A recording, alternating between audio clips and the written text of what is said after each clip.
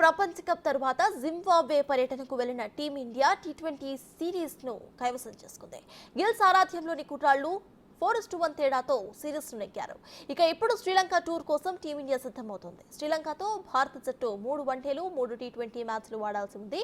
ఈ క్రమంలోనే నేడు జట్టును ప్రకటించే అవకాశం కనిపిస్తోంది. దాంతో కెప్టెన్ గా ఎవరు బాధ్యతలు స్వీకరిస్తారు అనేది ఆసక్తిగా మారింది.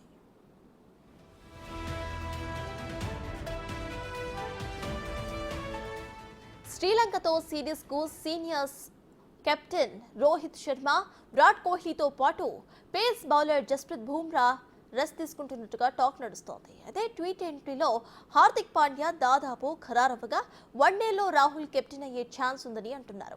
అలానే వన్డే కెప్టెన్ రేసులో శుభ్మన్ గిల్ కూడా ఉన్నాడని చర్చలు జరుగుతున్నాయి. ఇటీవల జింబాబ్వే పర్యటనలో టీమిండియాకు గిల్ కెప్టెన్ గా వ్యవహరించారు. దాంతో ఇప్పుడు వన్డే జట్టుకు గిల్ ని కెప్టెన్ గా చేయాలనే చర్చ జరుగుతోంది.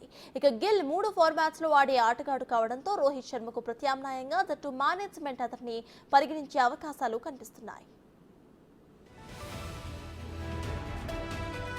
ఈ సిరీస్ కు స్టార్ ఆల్రౌండర్ హార్దిక్ పాండ్యా దూరం కాబోతున్నట్లు పలు రిపోర్ట్స్ పేర్కొంటున్నాయి.